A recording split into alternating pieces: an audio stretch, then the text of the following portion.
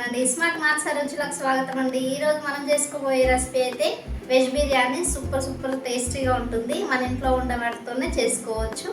చక్కగా రోజువారీ రైస్తోనే చేయబోతున్నాను. చూసి నేర్చుకొని మీరు కూడా చేసుకుంటారని ఆశిస్తున్నాను. లైక్ అయితే చేయండి. కొత్త వారు చూస్తున్నట్లయితే సబ్స్క్రైబ్ చేసుకోండి ఫ్రెండ్స్. కావాల్సిన పదార్థాలు అయితే మనకు ఆలు తీసుకున్నానండి, 2 క్యారెట్స్, 2 ఆలు, చిన్న కాలీఫ్లవర్ ముక్క, 2 బీన్స్, పచ్చిమిర్చి 2 టమాటాలు, కొద్దిగా పుదీనా అండి. ఇవి మనకు కావాల్సిన కూరగాయలు అయితే. ఇక చూడండి, ఉప్పు, కారం, అల్లం వెల్లుల్లి పేస్టు, పసుపు, గరం మసాలా, బిర్యానీ మసాలా. ఇంతేనండి మనకు కావాల్సిన పదార్థాలు అయితే. చూడండి, కొంచెం ఆయిల్ అయితే వేసుకుందాము. ఒక 3 స్పూన్లంతా ఆయిల్ అయితే వేసాను నేను. చూడండి, గరం మసాలా అయితే వేసుకుంటున్నాను నేను. అందులోకి ఇలాగే పచ్చిమిర్చి,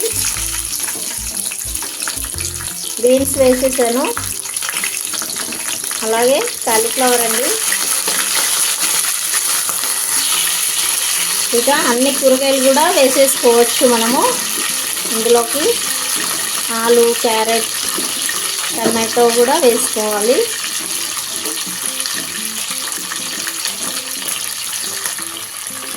చూడండి, మొత్తం అన్నీ వేసేసాను. చక్కగా ఇలా మగ్గించుకోవాలి ఆయిల్లో. 2 మినిట్స్కి ఒకసారి అట్లా తిప్పుతూ మొత్తం అన్నీ కూడా మగ్గించుకుందాము.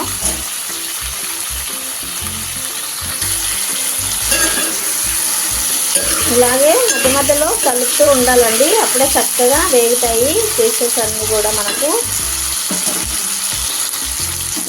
ఇప్పుడు మనం ఈ అల్లం పేస్ట్ అయితే వేసుకుందామండి అందులోకి. ఇదంతా కూడా అల్లం పేస్ట్ మధ్యదాకా మగ్గించుకోవాలి.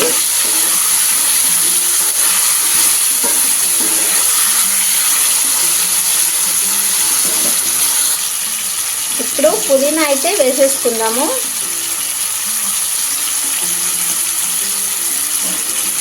ఇదంతా ఒకసారి కలిపేసుకుందాం.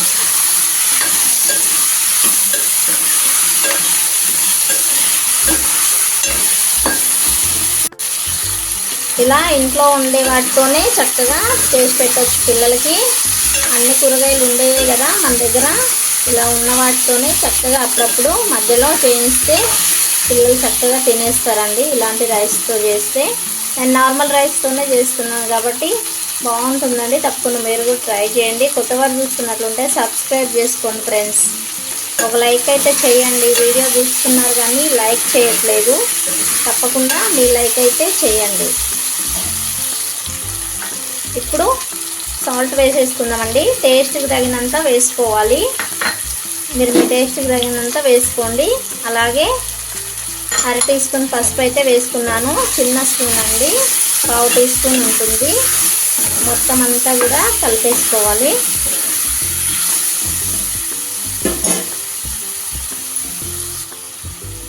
ఇప్పుడు కారం కూడా వేసుకుందామండి. నేను 1.5 స్పూన్స్ అయితే తీసుకున్నాను కారము. మీరు మీ టేస్ట్కి తగినంత తీసుకోండి. అలాగే బిర్యానీ మసాలా కూడా వేస్తున్నాను. 1 స్పూన్ అయితే వేసాను నేను. ఈ క్వాంటిటీ వచ్చేసి గ్లాసున్నర రైస్కి అండి. గ్లాసున్నర రైస్కి ఇలా ఇంత కూరగాయలు అయితే సరిపోతాయి మనకు. చిన్న మంటలో ఇలా ఒక 2 మినిట్స్ మగ్గించుకోవాలి. మొత్తం అన్ని ఉప్పు కారాలన్నీ పట్టేలాగా. చూడండి, ఇప్పుడు ఒక 2 మినిట్స్ తర్వాత 1 కప్పు వాటర్ అయితే ఇందులోకి వేసుకుందాము. కూరగాయలు కొంచెం మగ్గాలి కాబట్టి మనకు 1 కప్పు వాటర్ సరిపోతుంది. ఇలా మొత్తం ఒకసారి కలిపేసుకొని మూత అయితే పెట్టేసుకుందాము.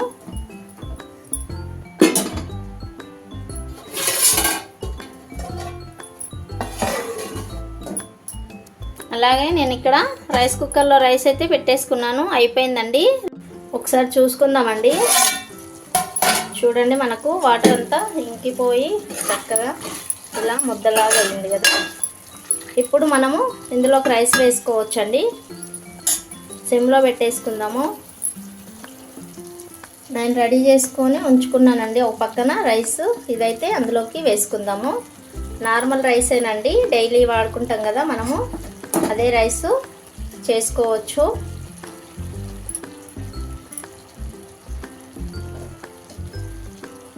ఇలా పైనుంచి మొత్తం అంతా వేసేసుకోవాలి. పైనుంచి ఈ వేడి, కింద నుంచి ఆ వేడి, మొత్తం అంతా పీసెస్ అన్నీ చక్కగా మగ్గిపోతాయి. చాలా బాగుంటుందండి ఈ రైస్ అయితే. తప్పకుండా మీరు ఒకసారి ట్రై చేయండి. మీకు ఎలా వచ్చిందో కామెంట్ చేయండి ఫ్రెండ్స్. పిల్లలు అయితే బాగా ఇష్టపడి తింటారు, అంత బాగుంటుంది ఇది టేస్టీగా.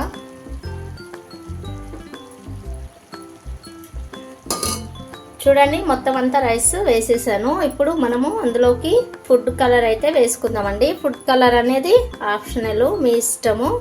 మీకు నచ్చితే వేసుకోండి, లేకపోతే స్కిప్ చేయండి. అలాగే పైనుంచి కొంచెం పుదీనా కూడా వేసేసుకుందాము.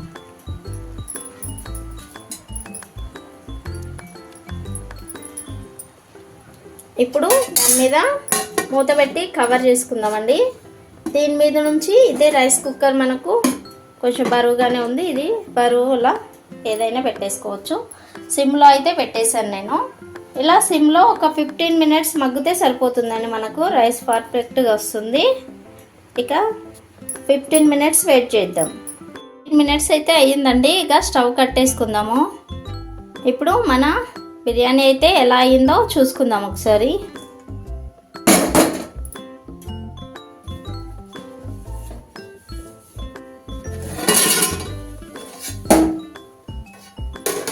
చూడండి ఇలా ఉంది. ఇక ఒక ప్లేట్లోకి అయితే తీసుకుందామండి, అడుగు నుంచి చక్కగా.